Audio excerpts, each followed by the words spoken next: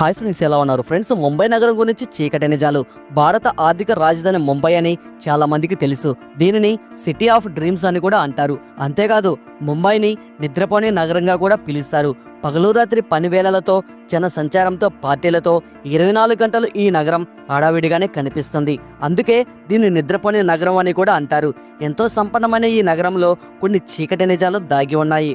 బ్రతకడానికి ప్రతి ఒక్కరూ కాలంతో పోటీ పడే ఈ నగరంలో కొంతమందికి గొప్ప అవకాశాలు లభించి కోట్లు సంపాదిస్తుంటే, మరికొంతమంది ఆకలి బాధలు తట్టుకోలేక తమ శీలాన్ని పణంగా పెట్టి బిజినెస్ చేస్తున్నారు.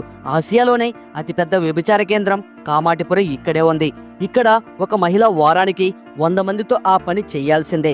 ఇంకా ముంబై గురించి మీరు నమ్మలేని ఎన్నో చీకటి నిజాలను ఈ వీడియోలో తెలుసుకుందాం. కాబట్టి ఈ వీడియోలో చాలా ఇన్ఫర్మేషన్ ఉంటుంది. అందువల్ల మీరు ఈ వీడియోని ఎక్కడా స్కిప్ చేయకుండా పూర్తిగా ఎండ్ వరకు చూడండి. అలాగే ఈ వీడియోలో ఇన్ఫర్మేషన్ మీకు నచ్చినట్లయితే ఈ వీడియోకి మీ సపోర్ట్గా జస్ట్ లైక్ చేయండి చాలు.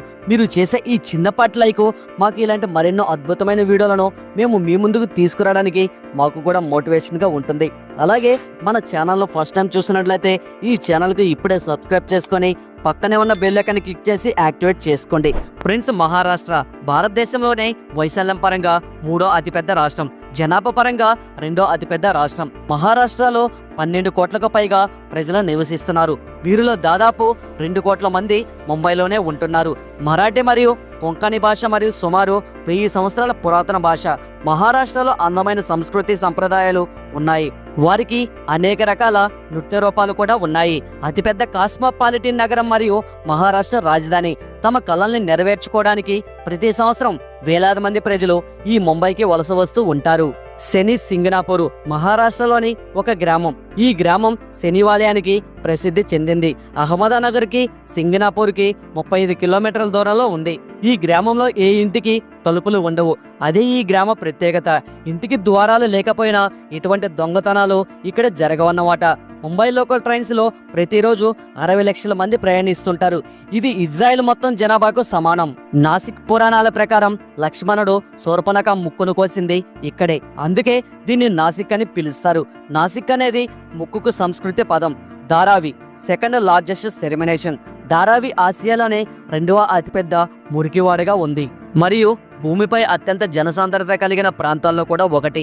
ముంబైలో సినీ పరిశ్రమ, బాలీవుడ్, హిందీ సినిమాలకు, టెలివిజన్ పరిశ్రమలకు ఇది ప్రధాన కేంద్రం. ఇక్కడ ఇన్స్పిరేషన్ టెక్నాలజీ పరిశ్రమ పూణే, నాగపూర్, ముంబై, నాసిక్లలో సాఫ్ట్వేర్ పార్కులు నెలకొల్పబడ్డాయి.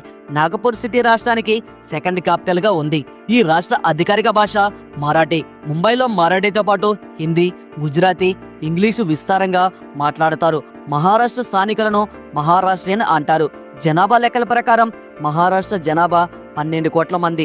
మతపరంగా హిందువులు 80% మంది, ముస్లింలు 10.6% మంది, బౌద్ధులు 6% మంది, జైనులు 1.3% మంది, అలాగే క్రైస్తవులు 1.5% మంది ఉన్నారు. మహారాష్ట్రలో ముఖ్యమైన పండుగలు గుడిపడ్వా, దీపావళి, రంగపంచమి, గోకులాష్టమి, వినాయక చవితి, గణేష్ ఉత్సవం ఇక్కడ అతిపెద్ద ఎత్తున జరుపుతారు. ఈ ఊరేగింపులు దేశంలో అన్ని ప్రాంతాలకి విస్తరించాయి. ఆషాఢ మాసంలో పండరీపూర్కి వందలాది కిలోమీటర్ల పాదయాత్ర చేయడం ఇక్కడ ఒక సాంప్రదాయం. మహారాష్ట్రలోని ప్రసిద్ధ మత స్థలాలు హస్సాలి దర్గా, సిద్ధి వినాయక దేవాలయం, షిరిడి సాయిబాబా ఆలయం, సెమీస్ పంచనారు ఆలయాలు ఉన్నాయి. గ్లోబల్ ఆనియన్ సిటీ ప్రపంచంలోని అతిపెద్ద ఉల్లి మార్కెట్ ని కలిగి ఉంది. ఇక్కడ ప్రతి సంవత్సరం ప్రపంచంలోని ఉల్లిపాయలు దాదాపు సగం ఇక్కడే ఉత్పత్తి అవుతాయి. మహారాష్ట్ర ప్రధాన ఆహారం పురన్ పోలే, మెదక్, వడాపావ్, బస్సలి, పల్లి, వంగి లాంటి ఎన్నో ఆహారాలతో ప్రధాన ఆకర్షణగా ఉంది. అలాగే మహారాష్ట్ర స్ట్రీట్ ఫుడ్ కి చాలా ఫేమస్. ఇక్కడ దొరకందంటూ ఏదీ ఉండదు. ఉల్క సరస్సు 50,000 సంవత్సరాల క్రితం సరస్సు. 10 లక్షల టన్నుల ఉల్క ప్రభావంతో ఏర్పడిన ఉప్పు సరస్సు లోనార్ సరస్సు వాల్దానా జిల్లాలో ఉంది. ఈ రాష్ట్రంలోని ఆగ్నేయ భాగంలో ఉన్న మరకవాడ 1956 వరకు హైదరాబాద్ రాజరిక రాష్ట్రంలో భాగంగా ఉండేది. ఔరంగాబాద్ ప్రాంతం యొక్క ప్రధాన నగరం విదర్భ మహారాష్ట్ర యొక్క తూర్పు ప్రాంతంగా ఉంది. శాతవాహనులు 4 శతాబ్దాల పాటు 230 బీసీ నుండి 225 ఏసీ వరకు మహారాష్ట్రాన్ని పాలించారు. ఇతర ప్రముఖులు పాలకులు రాష్ట్రకూట్లు, చాణక్యులు, యాదవులు మొదలైన వారు ఉన్నారు.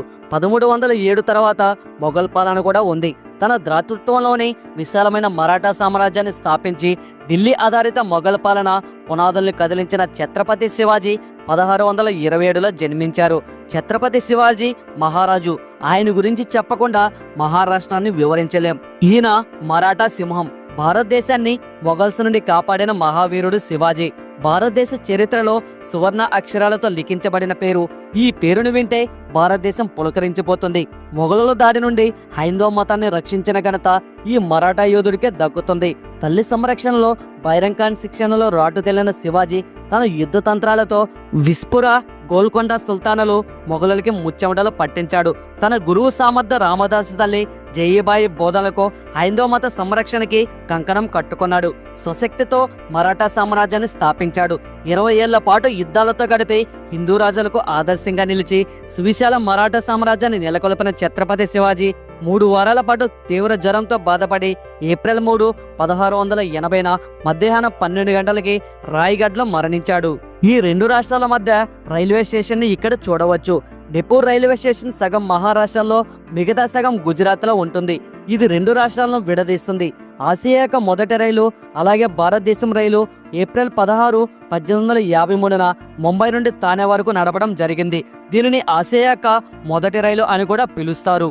పామును చూస్తేనే కిలోమీటర్ దూరం పారిపోయే మనం ఇక్కడ జరిగే విషయాలు తెలిస్తే ఆశ్చర్యపోతాం. అదేంటి అనుకుంటున్నారా? పాములు ఈ గ్రామంలో అందరూ పెంచుకుంటారు. మహారాష్ట్రలోని సోలాపూర్ జిల్లా పెస్ట్పల్ గ్రామంలో పాముల ఆదరణ ప్రసిద్ధి చెందింది. ఈ ఊరిలో ప్రతి ఇంట్లో ఒక పామును పెంచుతూ పామును ఆరాధిస్తారు. ఇక్కడ వారి ఇంటి పైకప్పులో పాములు విశ్రాంతి తీసుకునేందుకు కొంత స్థలం కూడా వదులుతారు. ఇంకా ఆశ్చర్యకరమైన విషయం ఏంటంటే ఇంతవరకు ఇక్కడ పాములు ఎవరిని కరిసినట్టు ఒక్క రిపోర్ట్ కూడా నమోదు కాలేదు. పిల్లలతో సహా అందరూ పాములు పట్టుకొని స్నేహం చేస్తారు. ముంబై నగరం అంటేనే తలుకు బెలుకు అని పేరు.